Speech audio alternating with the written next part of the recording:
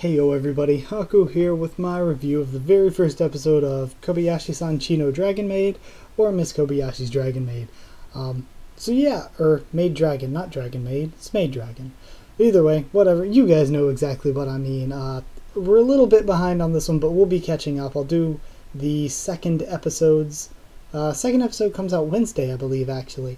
But we'll be doing the review to that. Maybe not exactly Wednesday, because I have some other things I need to post. Maybe like Thursday-ish.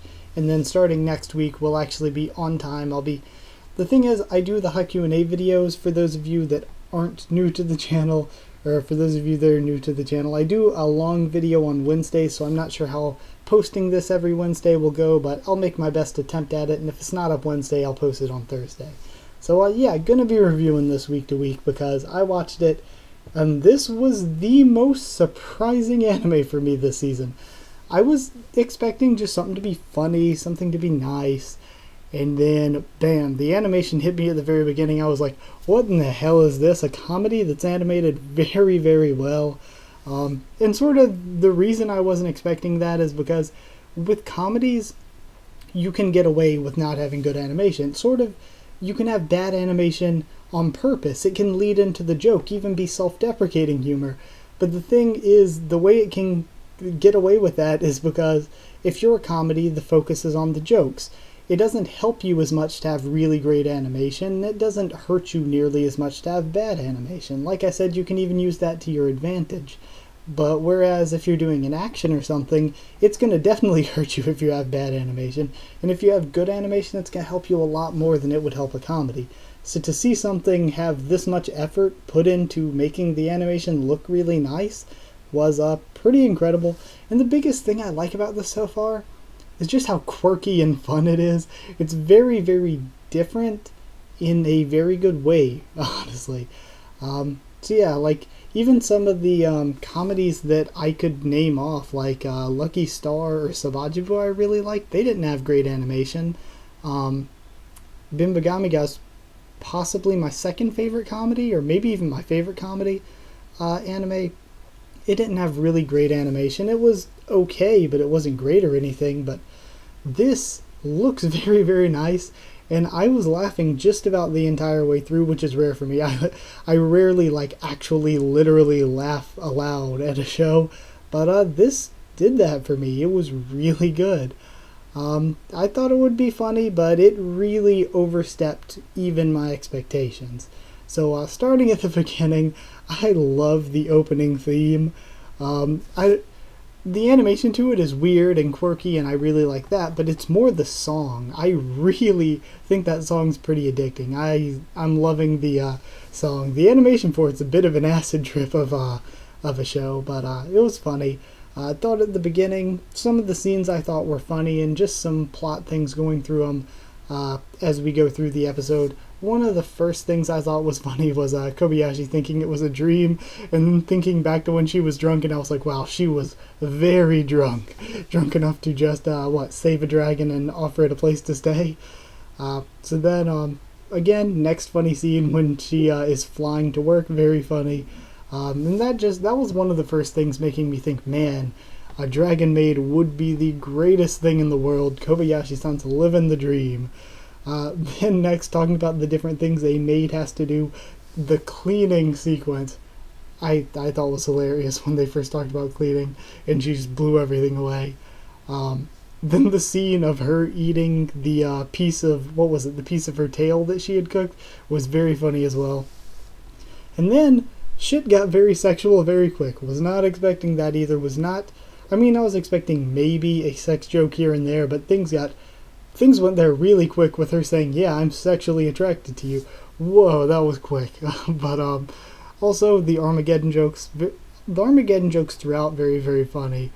What was it? Was Fafnir the guy she said she was calling? I don't remember who it was she said she was calling, but the phone call had me done. I was laughing so much. And then I was dying at the burglar scene right after that as well. Burglar? I feel as though I'm pronouncing that a bit odd. Anything that I'm missing here? Don't believe so. Then I thought it was funny too, and it wasn't even really brought up that much, where the one coworker, I believe his name was Makoto, who actually sort of was like, yeah, you're one of the guys, and I'm like, man, Kobayashi-san has been guy zoned already. Then again, very very funny when he's talking with Toru and she randomly uses Latin. Again, just all the little quirks in this. Normally, I like Demi-chan wa Kataritai or even Monmusu. I love when there's a series with monster girls and they sort of refer to quirks that monster would have. But this did that in a really creative and funny way that I really enjoyed. With the random Latin and just the other dragon quirks was very funny. Because it wasn't like a serious problem that a dragon would have, it was just random things that I thought was very funny. The fan service also hitting very quick. Makoto's a secret otaku, which was funny. And then, man, pervy Toru and the lesser race scenes where she's like messing with really, again, throughout the episode where she's messing with Kobayashi's clothes, very funny. And then when she calls humans a lesser race all the time in front of her, very funny.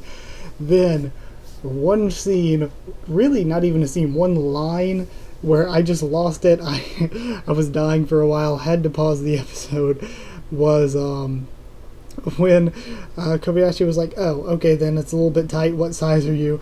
And she says D for dragon. Just that line was so goofy and quirky and out of nowhere that I lost it. I was done. Like I said, this was a show, it was hard to stop smiling and laughing throughout. Just the line, oh, D for dragon. I was completely weak. I was done. So I died for a while there. And then her shooting the beams up into the sky, very, very funny as well.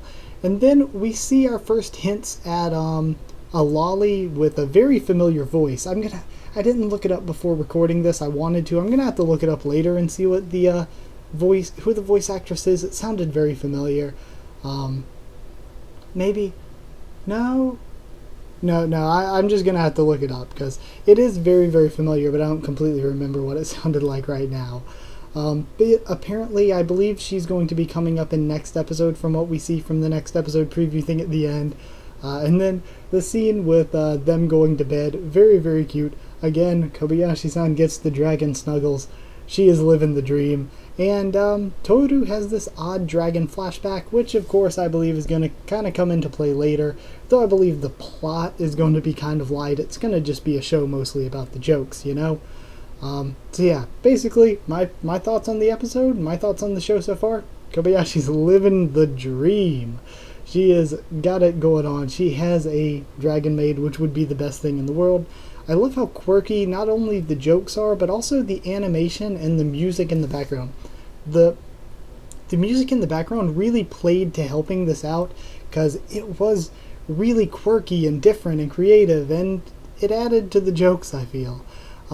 Also, thoughts on character so far, Kobayashi-sensei is very scary when drunk. And other than that, my thoughts on her kind of I mean, she was a funny character. She plays a good halfway straight man. It's not your typical straight man sort of role in a comedy, but I like where it's going. And Toru is sexy. You guys that have watched my videos know that I like thick tail. So she has that thick tail. So yes, very much liking Toru right now. And just the whole show was so ridiculous and fast-paced that it was hard not to enjoy it. So yeah, that's my thoughts. Very, very good review because this surprised me. I thought it was going to be, just a pretty nice, quirky little comedy. But man, it was way better than what I was expecting. Way better. That's all I've got for a score. I hadn't really thought of a score yet. Usually I think of it before I make the review, but I haven't even thought of what I wanted to score this. I mean, as a comedy goes, it's probably damn near a 10 out of 10. I'm going to give it like a 9.5 because it really surprised me with how great it was. I was not expecting it to be this good. I'll give it 9.5. 9.5 Maid Dragon's Thick Tails Best Girls out of 10. So, yes. And that's all I've got. thank you so much for watching this video. Like if you did like it, and comment down there to tell me what you thought of this episode, what you're thinking of the show so far, and what you thought of my thoughts on it. Next review of it will probably be up sometime this week, I don't know when. I have a lot of other videos to post because I'm also trying to catch up on Demi-chan wa Kataritai, so I don't know. And subscribe if you want to for more Kobayashi-san Chi no Dragon Maid, or Maid Dragon. Dang it, I think it's Maid Dragon. It's probably Maid Dragon, I believe it is.